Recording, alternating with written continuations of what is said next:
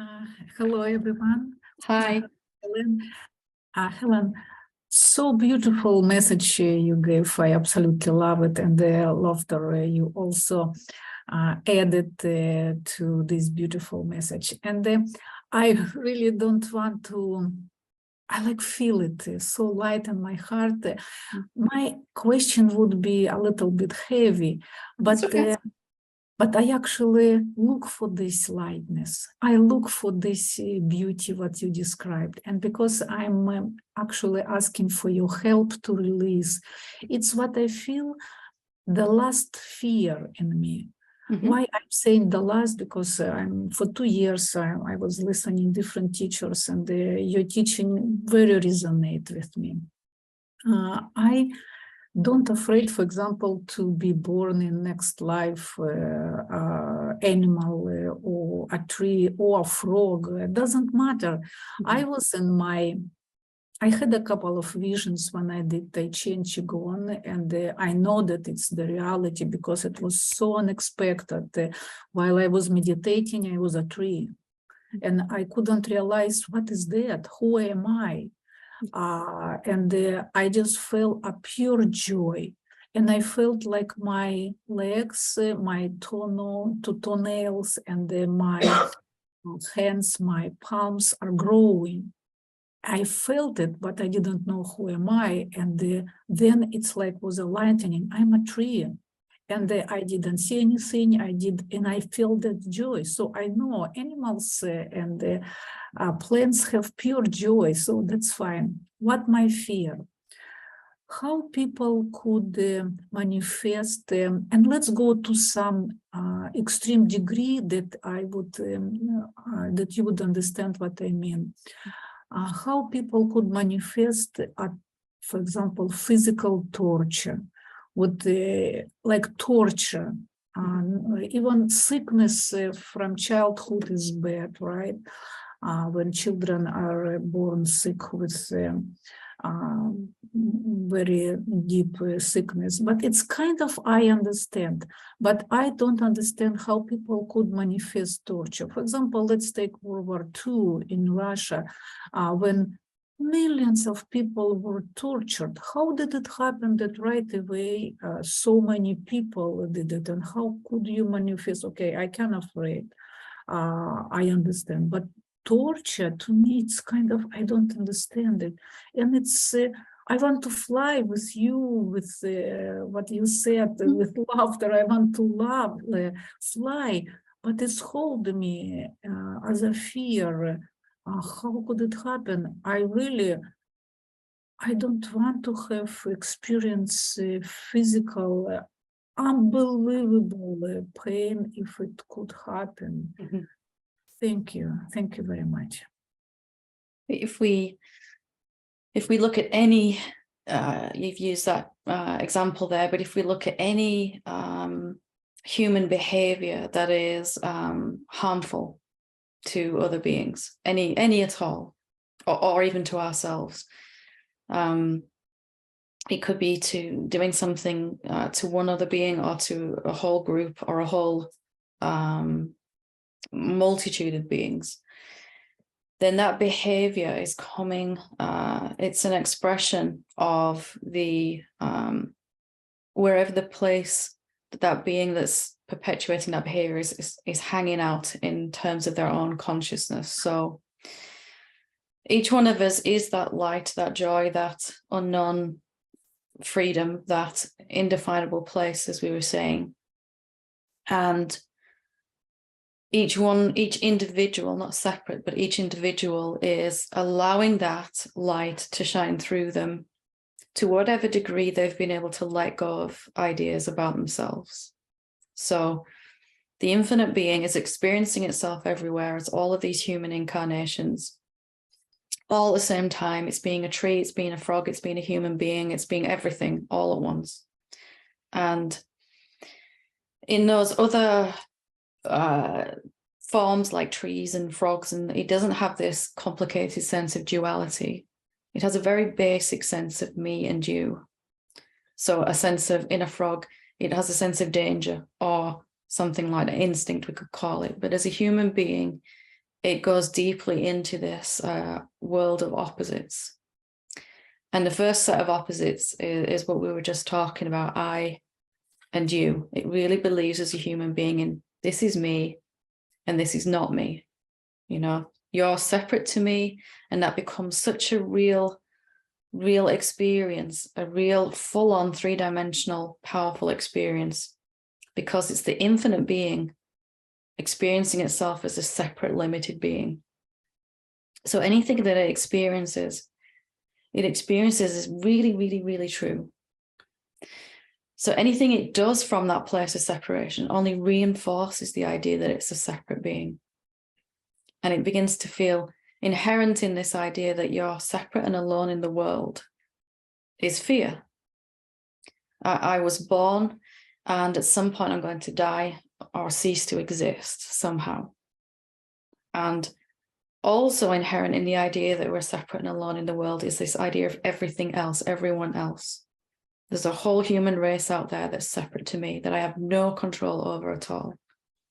Some of those human beings would wish me well, some completely the opposite. So as soon as we descend into thoughts and opposites, we're living in constant background or foreground fear, constant. What we do to avoid that is different for every human being, to avoid looking at that. And when we believe really that we're a separate being, we cannot resolve that, because this me and other, this core duality, me and everything else, other else, separate to me, keeps being constantly reinforced when I interact with anyone else. When I speak to someone else, I reinforce a sense of me here and them there. When I fall in love in a relationship, or when I break up with someone, or when I go see my siblings or talk to my parents, all of it, everything we ever do as a separate human being reinforces I'm here, you're there. And this fear is inherent in that. And how we cope with that fear is different for each one of us. For some of us, like here, we're trying to transcend that fear and separation. For other beings, they might try to accumulate things in their life. The more possessions I have, the safer I am, the more money I have, etc.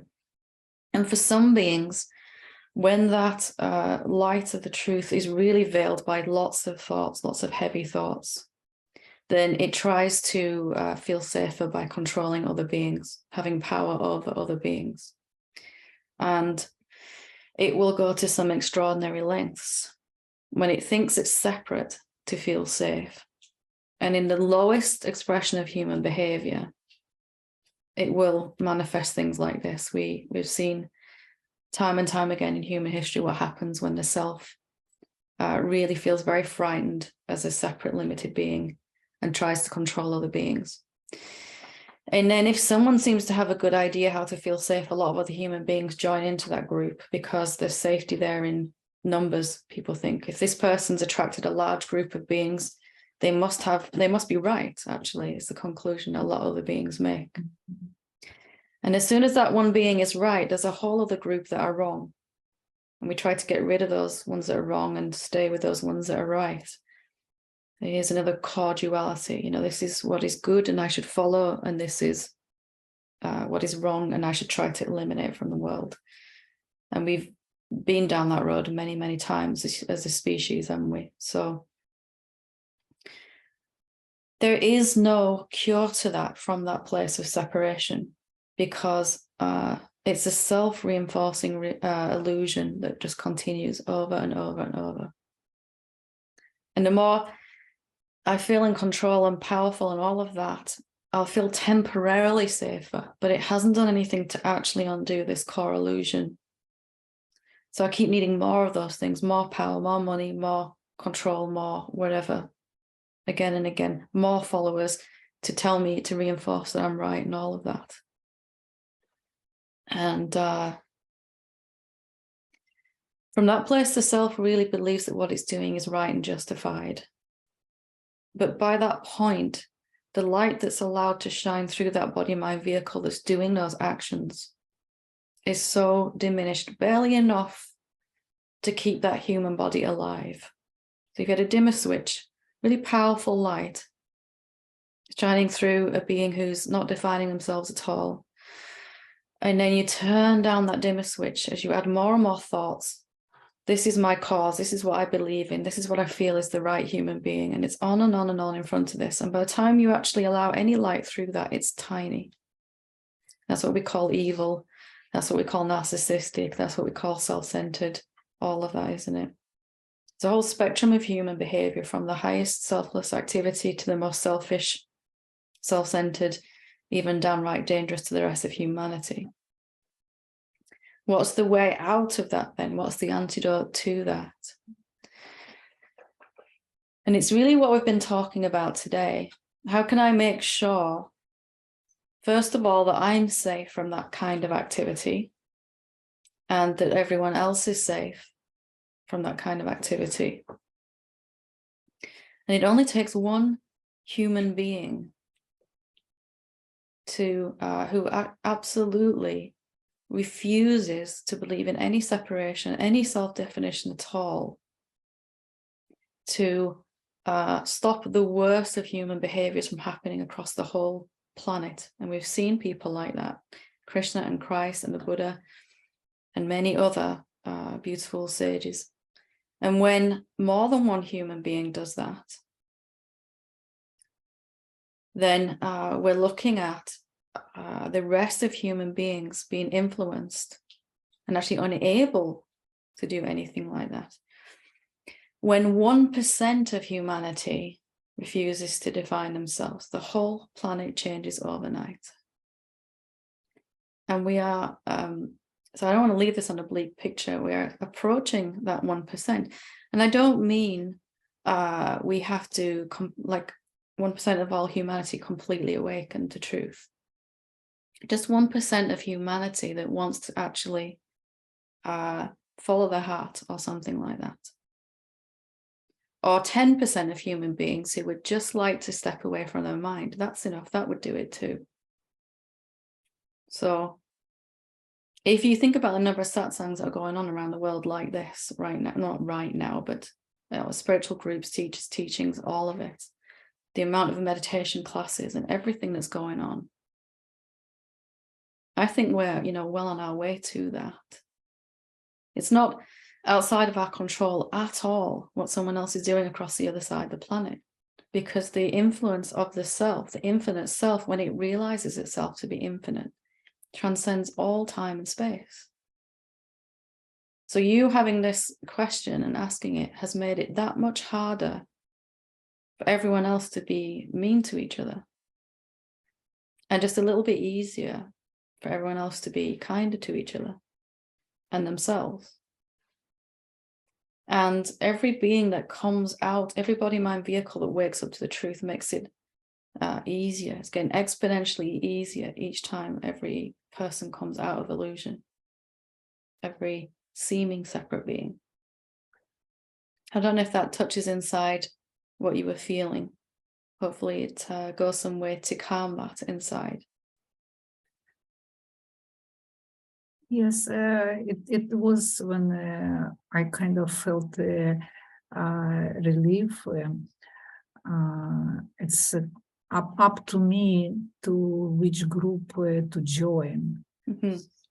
And yes, I completely understand that. I know that we are building our future, our karma with every minute with our thoughts. Yeah. It's how you were saying, thoughts, emotions, like an indicator, and then manifestation. Yeah. Is there any, just the last drop, innocent victims? Because we are a product also collective mind. And there is any innocent victim. For example, I know there is some situation when the saints in revolution, 100 years ago, but those come to my mind as an example, who devoted whole life to God. And to me, God, the universe, what we are talking, it's all the same. They were serving God, but they were brutally killed. How did it happen? when when you've realized fully the nature of your being to be infinite, then some beings will choose to discard their body. Then whichever way that happens is some beings choose to keep a hold of their body, and that's entirely the choice of that individual at that point. There isn't really a collective mind. You use that word collective mind. There's only one mind. And whichever way it's expressing itself through all of these bodies is different depending on what that being is valuing inside, what self-definition they're valuing at that point. There isn't really any innocent victims, and there isn't really any guilty perpetrators also. If we hold on to either one of those, we have to keep experiencing the opposite. And we've really seen that playing out over human history. This person's right and this person's wrong. That's not to say that there aren't human behaviors we'd like to eliminate. Of course there is. Of course there's a whole set of human behaviors where we harm ourselves and others, either psychologically, emotionally, or physically, that we would like to let go of.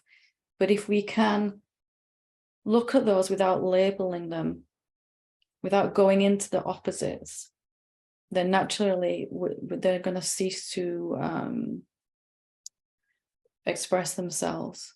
If we get stuck in this spiritual duality of compassion, love, and wisdom is right, and everything else is wrong, then we're just going to keep going around this circle. You could call them higher or lower human behaviors, not sort of labeling them so intensely.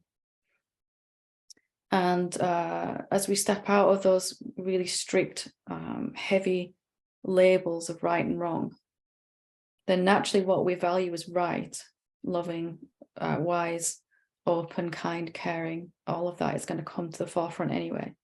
Every single body mind in the whole human collective and the whole of existence itself is evolving anyway.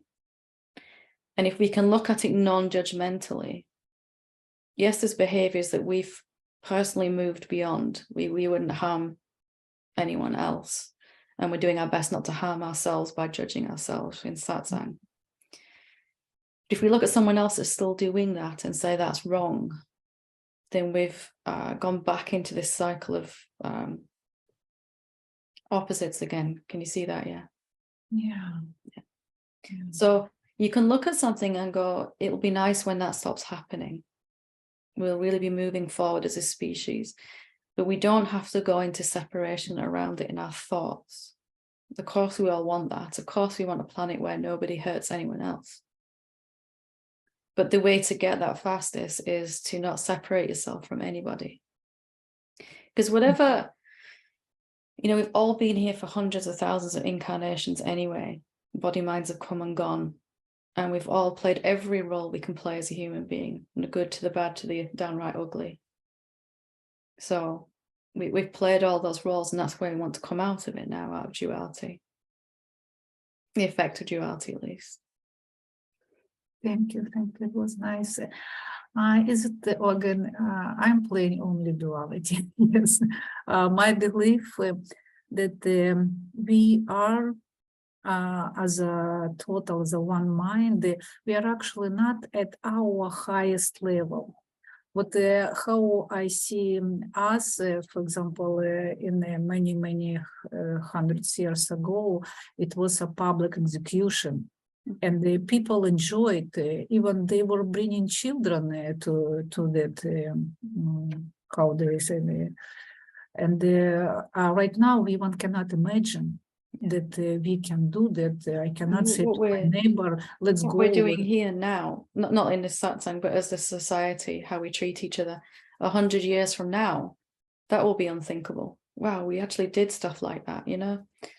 We actually use violence against each other and things. So consciousness, the self, the infinite self is evolving always through every species, isn't it? Yes. So, with no start and no end to that. we tend to fixate on human beings because they're the ones that do most of the things we would like to get rid of. Yeah. I mean, animals would never treat each other in the way that human beings do. Yeah.